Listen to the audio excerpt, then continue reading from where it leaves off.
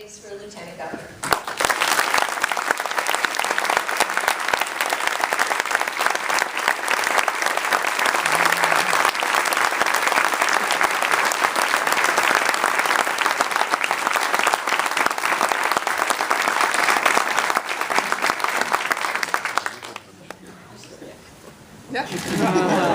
All right. Again, keep an eye on you. I can only do that over here. That might have changed since the last time you came up. But we appreciate it. So the coin toss says that Ralph Northam, Mr. Northam, is going to have the first opening statement. So if you're comfortable sitting right there, you may begin. Thank you so much, Peggy. And good evening to everybody. And it's great to be back in Arlington. And certainly want to thank you, Peggy, for moderating this debate and all that you've done for children's issues. It's so impressive. Thank you so much also to George Mason University, to the faculty and students here for hosting this event. I'm really looking forward tonight. It's really a privilege for me to be the Democratic candidate on the ticket for Lieutenant Governor of Virginia this year. You know, we hear it every year that these elections have consequences. This one has tremendous consequences. It's really the difference between us moving forward versus backward in the Commonwealth of Virginia. And I look forward tonight to offering my resume to you all, the voters of Virginia, and really contrasting it with my opponent, Mr. Jackson. And Mr. Jackson, thank you so much for being here as well tonight. I bring greetings to you this evening from the 6th Senate District. I have represented that area in Hampton Roads for the last 6 years. I grew up on the Eastern Shore on a small farm in Nancock. I'm a product of public schools. I attended Virginia Military Institute. I was president of the Honor Corps there. Upon graduation, I took a commission in the United States Army. I served for 8 years. I served during Desert Storm, taking care of wounded soldiers during that conflict. And then in 1992 came back to Norfolk, and I have been on the staff of Eastern Virginia Medical School and Children's Hospital of the King's Daughters as a pediatric neurologist. I am fortunate tonight to have my wife with me, Pam. Pam, can you please stand up and be acknowledged? Thank you so much.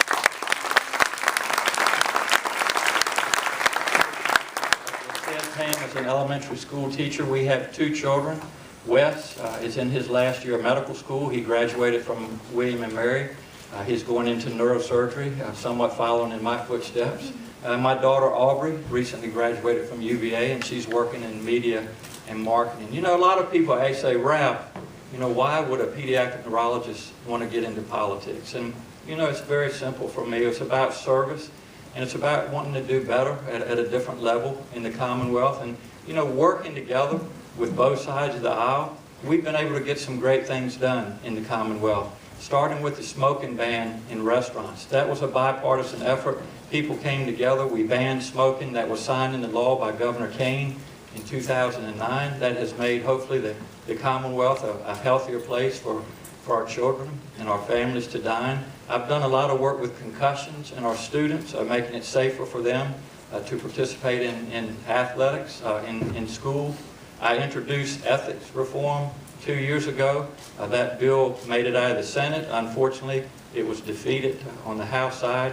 I've worked tirelessly to clean up our environment, especially the Chesapeake Bay, which was my backyard growing up. And then finally, the transportation package, another bipartisan effort that puts new revenue in the Commonwealth of Virginia for transportation that we haven't had since 1986.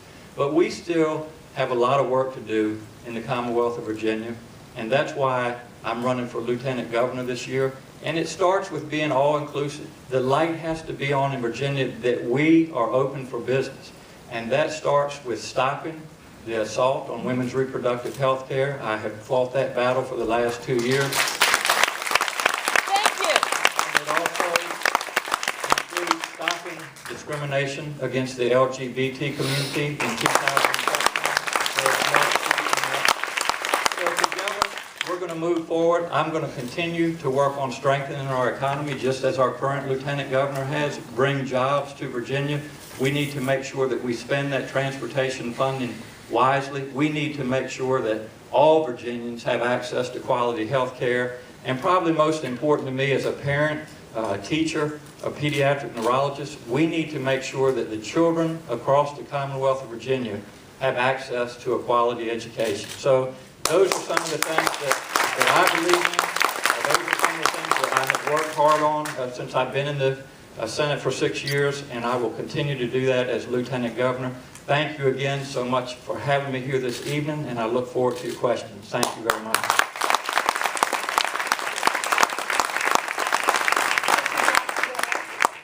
Well, the least I can do, since you all have come so far to be here, I'm sure some of you have, is stand up to make the opening comment.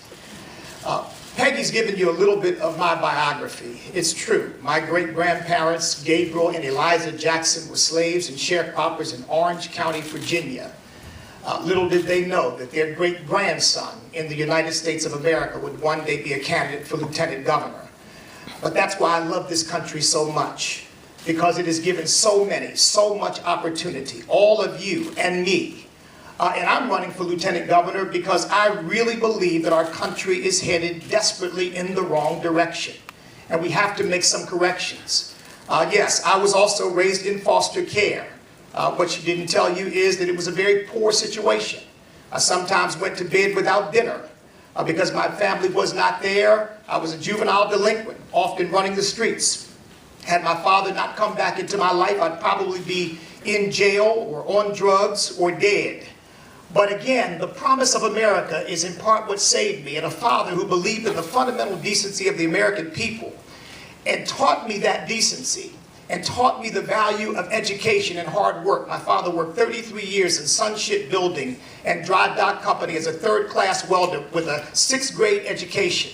Imagine what it was like for him to see his son get a degree from Harvard Law School. But that's the promise of this country.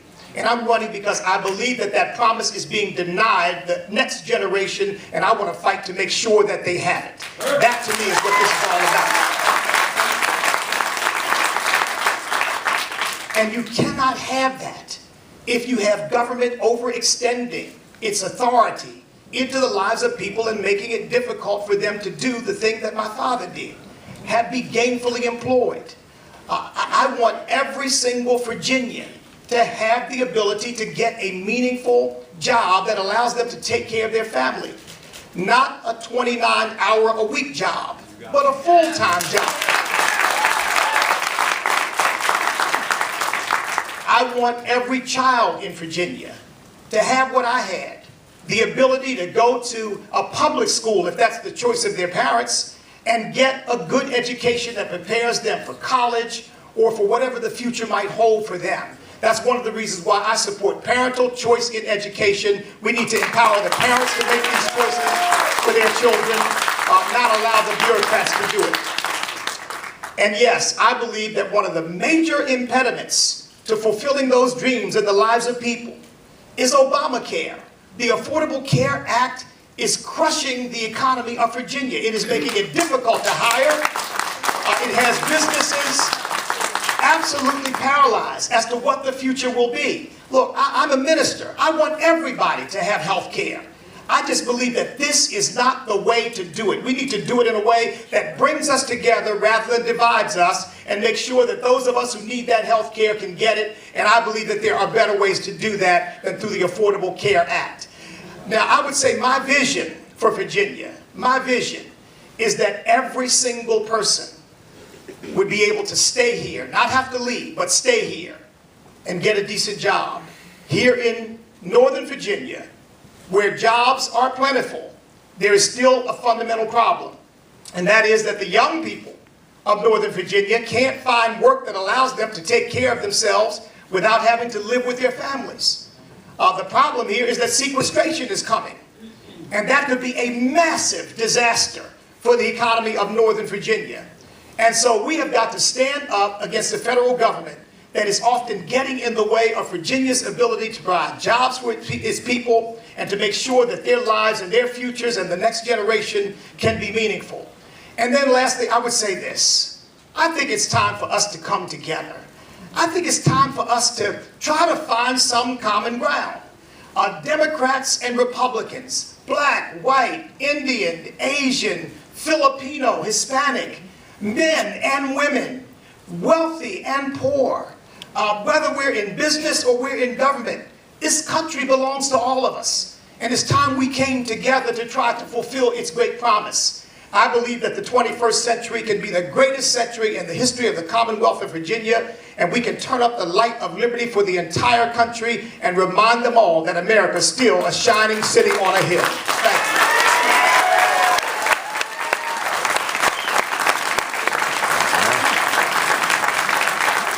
Okay, first question to Mr. Northam about the federal fiscal threat to the Commonwealth. Virginia's good fortune is now a liability because it borders the nation's capital. The Commonwealth has reaped the benefits of federal spending. But as we are now seeing, this advantage has great risk, especially, of course, if the government shuts down. The Volcker Task Force has identified cuts in federal spending as a serious threat to Virginia's fiscal future. What actions would you advocate to help Virginia adapt to the reduction of federal spending? Well, thank you so much, Peggy. And you know, coming from Hampton Roads, we have a tremendous presence from the military, and I know that up here in Northern Virginia we do as well, and really for that matter across the Commonwealth. And there is nothing that is more threatening to our economy in Virginia than sequestration. People are losing jobs, contractors are losing people working for them, etc. And you know, you have to step back and say, why is it happening? Why is sequestration happening? It is happening because Congress is broken. There is too much bickering, there is too much partisanship going on. So we need to come together to end sequestration and really to get that federal funding back into the Commonwealth of Virginia so that we can keep moving forward. So my first job, and I've done this as a senator, but I will also do it as lieutenant governor, is to reach out to our national leaders. And we have some great people representing us. Senators Kane and Warner have been working on sequestration. We have Congressman Connolly up here, Moran, also Congressman Ridgell down in Virginia Beach just took a courageous vote with sequestration. We need to reach out to them as state leaders and say, you know what, guys and gals, this is important. This is something that we need to take care of in Virginia. How can we move forward? How can we diversify our economy? Well, there are several ways that we need to look at. And the first, and I already mentioned this a little bit earlier, but it's transportation. We have gotten further and further behind each year with our transportation and infrastructure. We now have funding. We can put people to work. We can make sure that people get from point A to point B. We can make sure that we take care of the transportation infrastructure so we can lure and attract new businesses to Virginia. That's one step. The second, you know, we have tremendous potential here in Virginia to take advantage of tourism. There's nothing better than folks coming from other states, coming to our state, spending their money, and going home. So we'll take care of that. Tourism will continue to promote that. You know, a comprehensive energy plan, something that we can move forward with. You know, right now we have coal, we have gas, oil. We need to look at alternative sources of energy, renewable sources of energy, such as wind, solar. Those are things that we can do right here in Virginia and move Virginia forward. And then finally, you know, education. We have got to have a world-class education system here. We got to have R&D, research and development. We need to make sure that our students that we teach and train here in Virginia are prepared to enter the workforce. So those are some of the things that we can do. Again, I hope that at the end of the day that Congress can sit down at the table, decide that we have a challenge, and move forward in a positive direction. Thank you.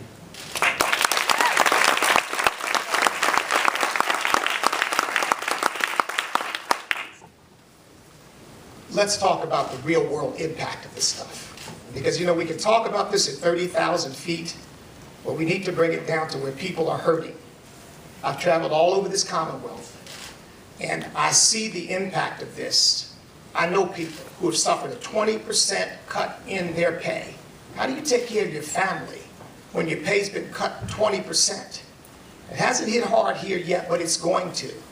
How do you satisfy the needs of your children when you suffer that kind of cutback? And that's what's happening. Now look, I think it's going to take more than a few Democrats and one Republican. I think Democrats and Republicans are going to all have to come together and realize we are doing a disservice to the people of Virginia and the people of this country. We don't need a government shutdown. What we need to do is come together and figure out how to solve these problems that we are facing. And yes, we are in a fiscal crisis. Look, the reality is that government doesn't have any money. It gets its money from you and from me. And it can't just continue to spend as if there is no tomorrow. Sooner or later, as now with sequestration, those chickens come home to roost. And part of it seems to me what we've got to do is rethink what the founding principles of this nation are. We have a constitution that is based upon limited and enumerated powers of government. You don't hear that talked about very much today. See, the attitude seems to be that government can do whatever good idea we come up with, but that's not the nature of our system. And look, it would be a nice theoretical discussion to have, but it's hurting real people as we continue to try to extend the power of government beyond its means and then end up doing a tremendous disservice to people in the process. Well, what do we do about it? Well, as Lieutenant Governor, it would be my intention to work with the entire congressional delegation. That includes Republicans and Democrats, and to talk about what we can do to minimize or eliminate the impact on Virginia. Look, Virginia is doing a great job. Virginia is doing a great job on its fiscal house. We got a AAA bond rating. It's the federal government that needs to be reined in. Mr. Jackson, this next question is along the lines of our fiscal help and the